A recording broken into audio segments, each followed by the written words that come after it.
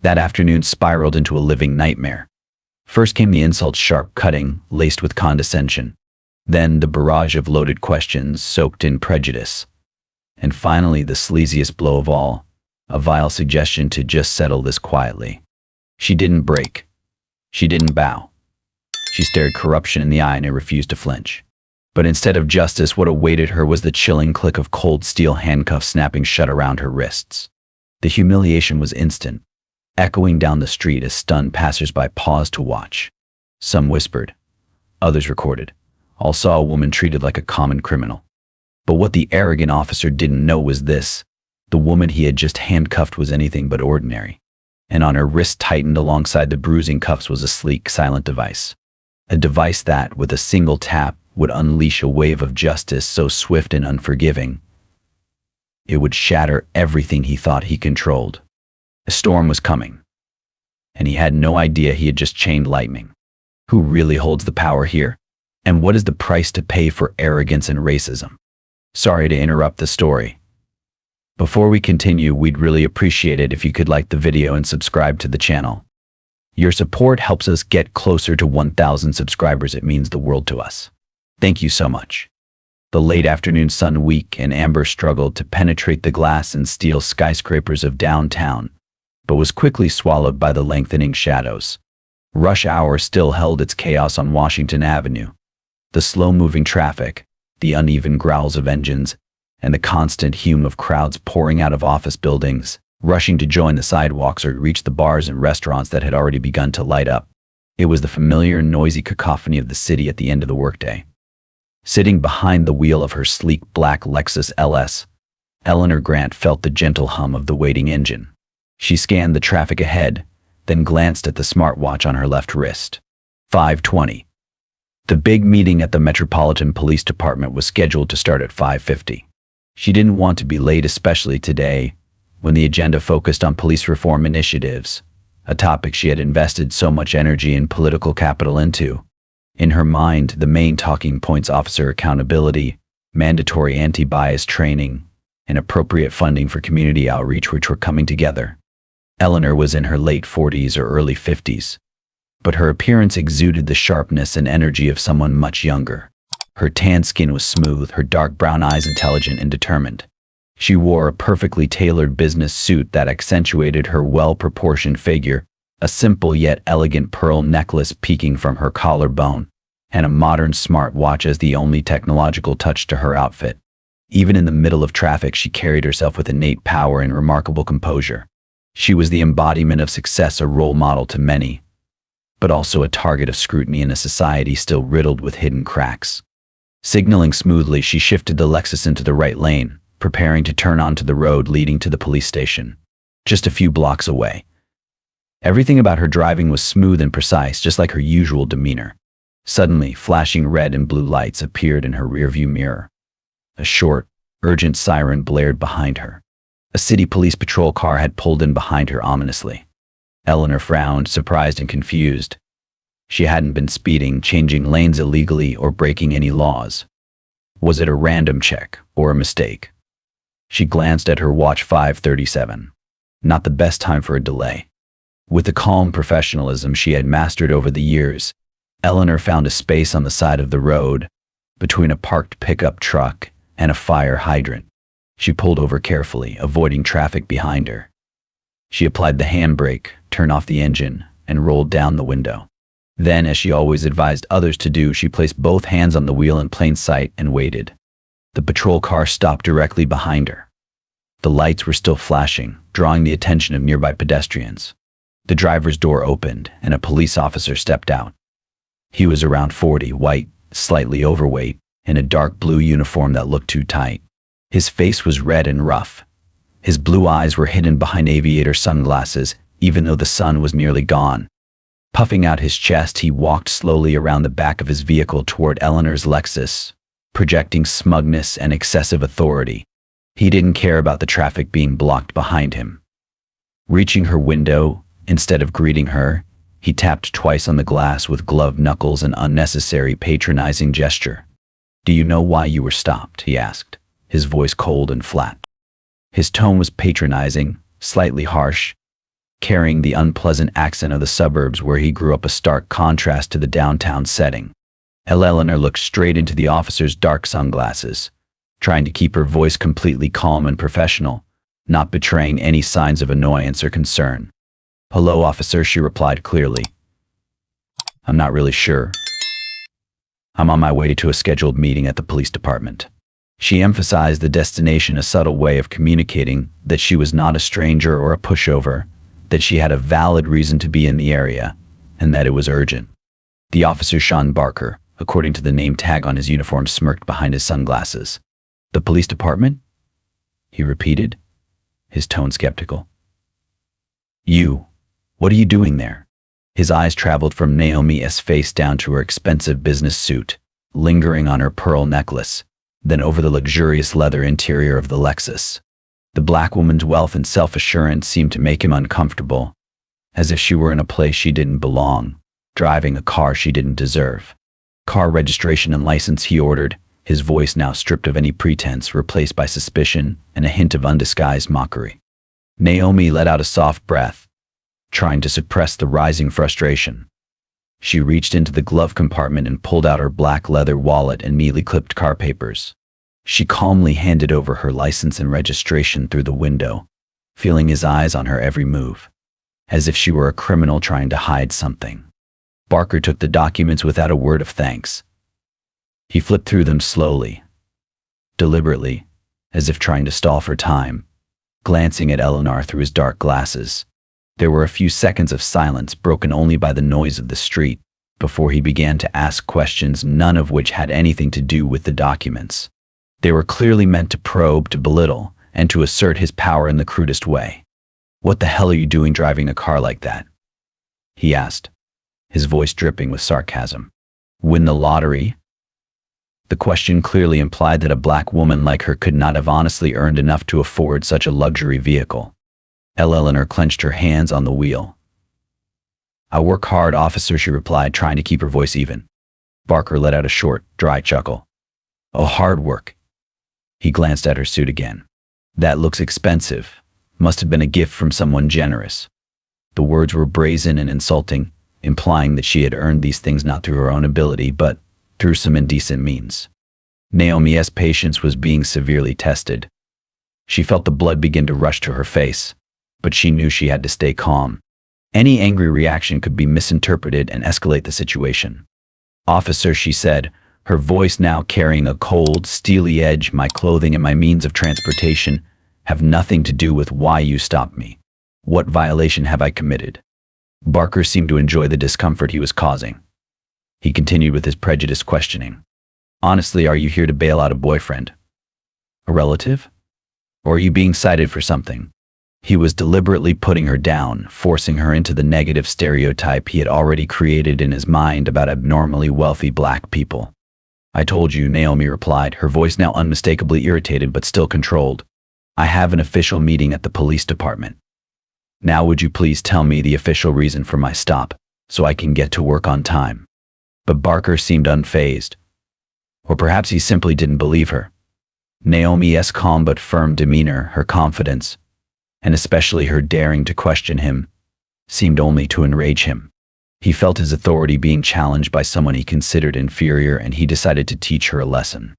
Ignoring Naomi's question, he looked straight at her and made up an excuse.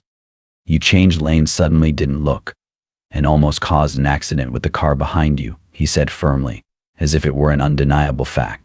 Eleanor froze. It was a blatant lie. She knew she had driven carefully, had signaled properly, and had checked before changing lanes. No cars had been affected. "Officer, that's not true," she protested, her voice steady. "I signaled and looked carefully." "Oh, you dare say I'm lying?" Barker growled, taking a step closer. "You're antagonizing the police." He looked around and noticed more people were starting to watch something that seemed to excite him. Lowering his voice, pretending to sound friendly, he said, "Well, this is a serious offense. You're looking at a 30-day license suspension, a heavy fine, maybe even a court date. That important meeting of yours, you'll definitely miss it." His eyes flicked to her smartwatch and pearl necklace. "But a busy woman like you probably doesn't want to waste time with all that paperwork, right? We could settle this now, quick and easy, no reports, no hassle." The message was clear: a bribe. He was using her status, race, and appearance to intimidate her. Disgusted and furious, she stared him down, her voice like ice. "Officer Barker, I do not tolerate corruption. If you believe I broke the law, write me a ticket. I'll handle it legally." Barker was stunned. Her firm rejection publicly humiliated him. His shock turned to rage. "So bold, ha," he snapped, his face red. "Who do you think you are? Get out of the car now." He reached for his gun, making a threatening gesture. Her heart pounded, but she knew resisting could be dangerous. She took a deep breath, unlocked the door, and stepped out calmly. Though nearly the same height as Barker, her composure made a stark contrast to his hostility. A small crowd had gathered, filming quietly. Without explanation, Barker barked, arms in front. Confused but compliant, she raised her hands. He yanked out his handcuffs and locked them tightly around her wrists, cold, humiliating, and far from protocol. "You're under arrest for resisting and failure to comply," he shouted for all to hear. She felt a mix of shame, fury, and fear. Arrested in public like a criminal, on her way to the very police station where she held authority. Her wrists ached, her pride wounded, but she stayed composed, knowing she couldn't afford to break. As Barker turned away to gloat or call dispatch, he left her handcuffed in front of his mistake. Quickly and discreetly, she raised her smartwatch to her mouth and pressed the emergency speed dial. "Leonard, this is Naomi Grant," she whispered. "I've been arrested by Officer Barker, badge 714, no reason given. I'm on Washington Avenue. Please send help." She ended the call in seconds, praying the signal had gone through. At that very moment, on the top floor of the police department, the chief of police received her call. Leonard Harris was reviewing his evening schedule when his personal phone rang with a distinct tone, the one he had set for Naomi Grant. He listened to her tense voicemail. "Leonard, this is Naomi Grant. I'm on Washington Avenue, a few blocks from the station. Just got handcuffed for no reason by Officer Barker, badge 714, requesting immediate assistance." Harris froze. The governor detained by one of his officers unjustly. This was a disaster. His pulse raced. Without wasting a second, he grabbed his walkie-talkie and barked into the emergency channel. "All units downtown, code 1033. High priority. Governor in danger. Repeat. The governor is in danger from one of our own. Command team with me, move now." He stormed out, code forgotten, barking orders to his stunned assistant as he sprinted toward the elevator. He had to get there fast. Meanwhile, Officer Barker, unaware of what was coming, stood smugly beside Naomi, handcuffed and silent. He leaned against his cruiser, whistling, convinced he was in control. But then came a strange sound: sirens. Not just one, but many, growing louder from every direction. Within minutes, the street transformed into chaos. Patrol cars and black SUVs screeched to a halt from all sides, surrounding Barker, Naomi, and her Lexus. Dozens of officers in full gear emerged, forming a tense perimeter. Then came the most terrifying sight: Sheriff Leonard Harris himself, marching straight from the command stove, face flushed with rage. Barker's smugness drained in an instant. What was happening? Why was the sheriff here? As Harris closed in, all Barker could feel was dread. Something had gone terribly, terribly wrong. When Sheriff Leonard Harris saw the governor, someone he deeply respected, standing in the street with her hands cuffed by one of his own officers, he was overwhelmed with shock and fury. "Governor Grant, dear God," he exclaimed, staring at her handcuffs, then at the pale, stunned face of Officer Barker.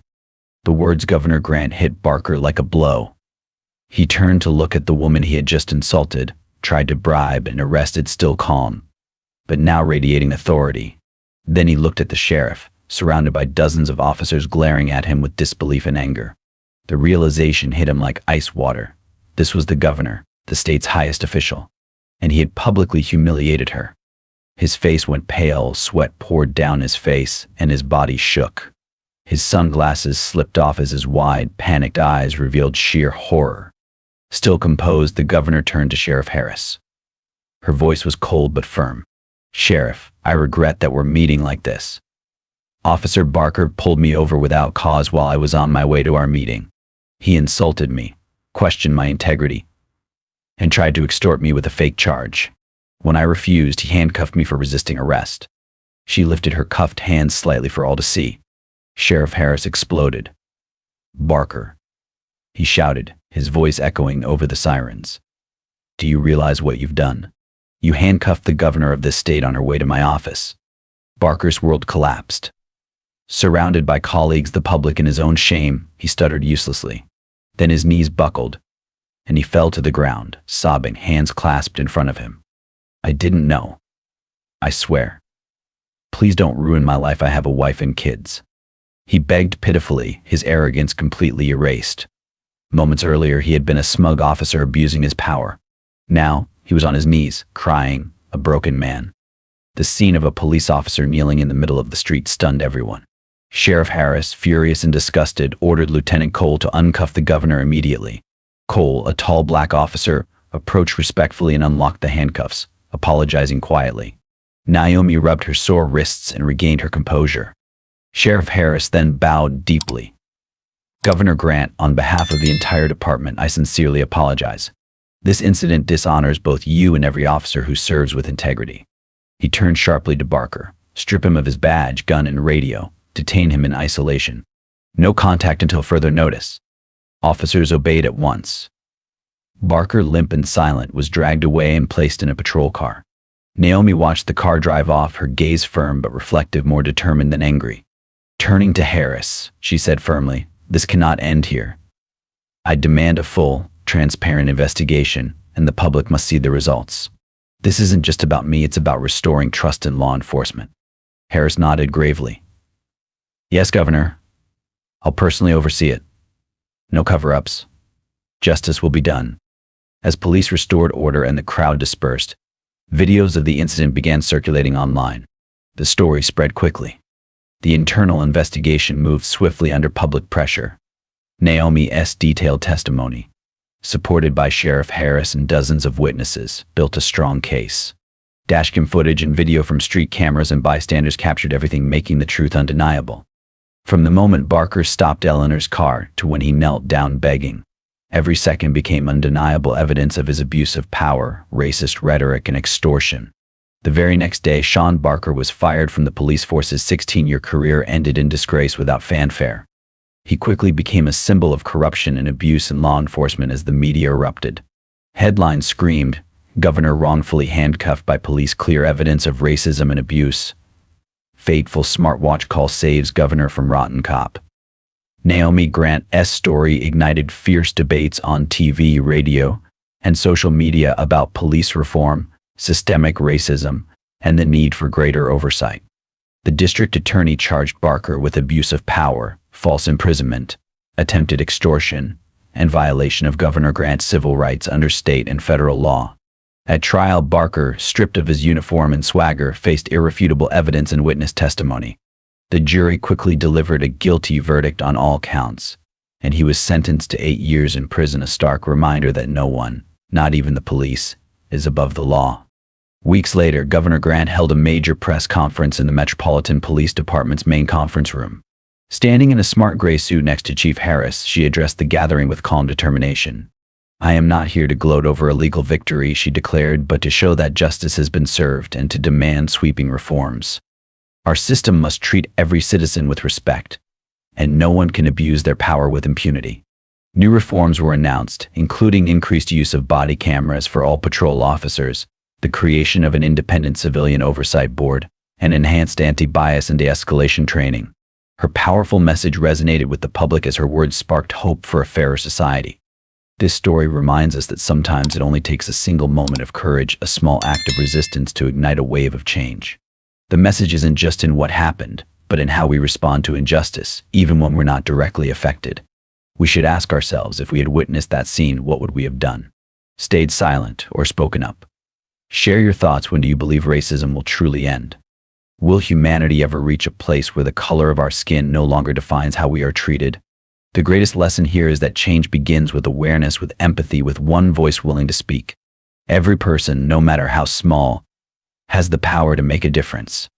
And maybe the change we long for doesn't begin somewhere far away, but starts within each of us. Note: this story is entirely fictional and created for the purpose of raising awareness. It highlights issues of responsibility, justice, and the importance of treating everyone with respect and dignity. We firmly oppose violence, prejudice, and injustice in all forms. Viewer discretion is advised.